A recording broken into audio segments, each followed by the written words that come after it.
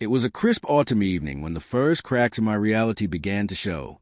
My wife, Claire, had told me she was spending the night out with her friends, leaving me at home with a bottle of wine and an old film to keep me company. We'd been married for 7 years, long enough to learn each other's habits, rhythms, and unspoken signals. That night, though, something felt off. Her voice over the phone had a brightness that sounded rehearsed. Her laughter rang too sharp, too exaggerated. Still, I tried to dismiss it, telling myself I was overanalyzing. Claire walked through the door just past midnight, laughing like a teenager sneaking in after breaking curfew. Her cheeks were flushed, her hair slightly tousled, and she brought with her the unmistakable scent of someone else's cologne. My stomach twisted, but I forced a smile, pretending everything was fine. She collapsed onto the couch with a carefree grin, kicking off her heels. "You're in a great mood," I said, setting my wine glass on the table. "It was such a fun night," she replied, her tone unnaturally upbeat.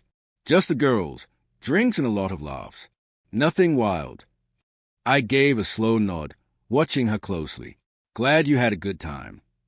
As the night stretched on, I couldn't help but notice how she avoided eye contact.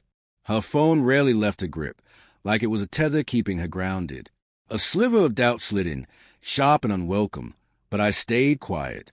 I wasn't the type to jump into conflict. At least, not yet. I decided to wait, to watch. After all, trust was supposed to be the cornerstone of our marriage. At least, I had believed it was. The next morning, Claire was unusually chipper, humming softly as she moved around the kitchen making breakfast. Her phone buzzed repeatedly on the counter, but she didn't even glance at it. When she stepped out of the room, curiosity overpowered hesitation. Heart pounding, I picked up the device. We'd always known each other's passcodes, a small sign of intimacy, of transparency. Now, it felt like a cruel irony. What I found shattered the illusion. The messages were unmistakable.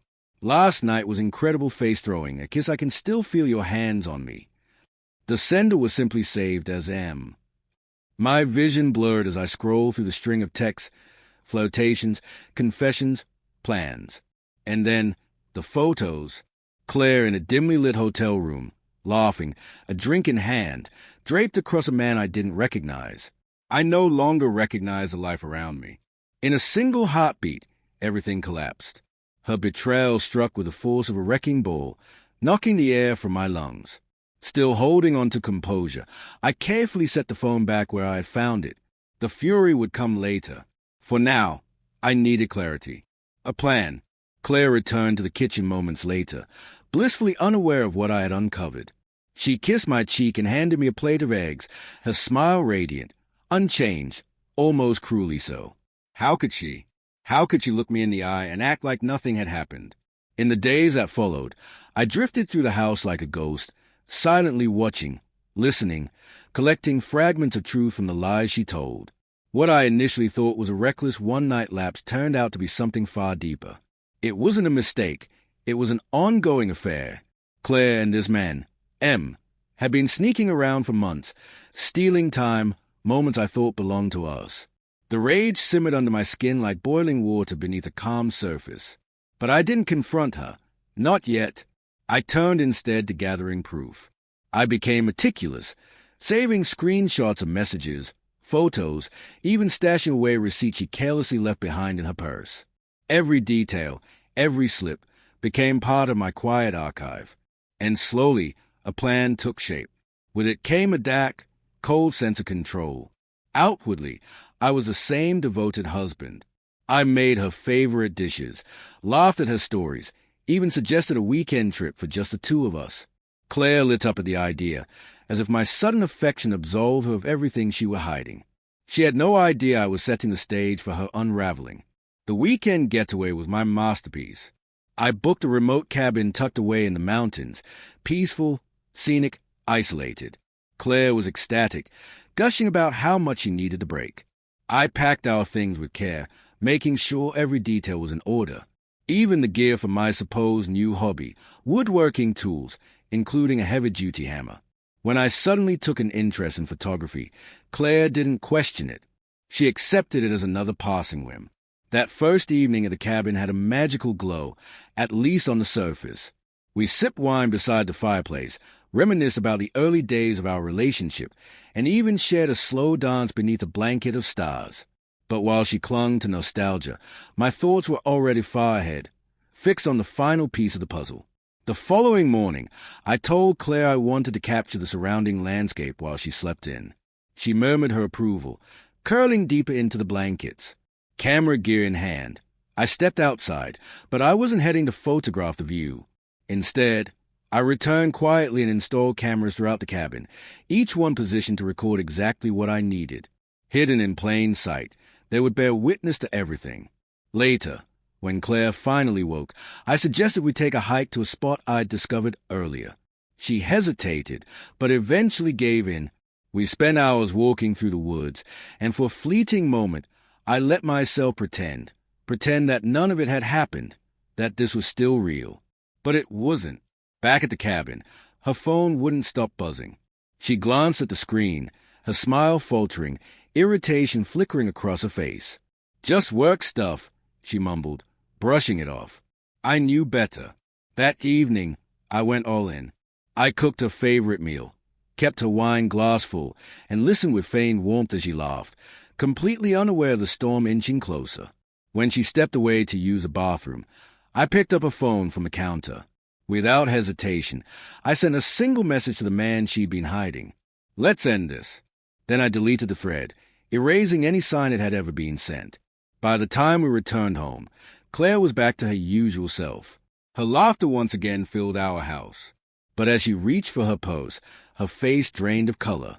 She started digging frantically, panic rising in her voice. "Where is it?" she whispered, hands trembling. "What's wrong?"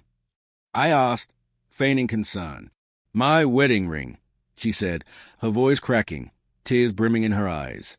"It's gone." "Oh no," I said softly, my voice laced with false sympathy. "Do you remember where you last had it?" She looked up at me, her face a mess of guilt and desperation. I don't know. I must have taken it off somewhere. I had hidden it, of course. The ring, once a symbol of our commitment, was now a prop in the quiet justice I was delivering. The next day, the final phase began. I placed a meticulously organized folder on the kitchen table. Inside was everything: screenshots of texts, intimate photos, receipts. The full weight of a deception laid out with surgical precision. When she found it, her face went pale. What is this?" she asked, barely audible. "The truth," I said. "The one you've been hiding for months." She tried to speak, to explain, to twist the narrative, but I raised a hand, silencing her. "I don't want your excuses, Claire. I want you gone." Her eyes widened in disbelief, tears streaming freely. "Please, we can fix this. I'll do whatever it takes." "It's too late," I said, my tone devoid of warmth. "You made your decision. Now I'm making mine." I'd already met with a lawyer. With the evidence I'd gathered, everything would move swiftly and in my favor. The house, the car, the savings, all of it. Claire never saw it coming. As she packed her things through sobs and gasps, I felt nothing. No guilt, no regret. She had broken our vows. I was just leveling the scales. In the weeks that followed, I began to rebuild. One piece at a time, I reclaimed my life. Claire wasn't so lucky. The man she'd risked it all for vanished without a word, leaving her to pick up the pieces alone. Friends we once shared drifted away from her, choosing silence on my side after learning the truth. She lost everything. One evening, I sat on the porch, sipping whiskey as the last of the sun dipped behind the horizon. The pain was still there, an old scar, dull but present. But there was something else too. Triumph. I had taken back control.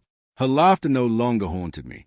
In its place was my own, a quiet, steady laugh born not from cruelty, but from freedom, strength, and the bittersweet taste of revenge.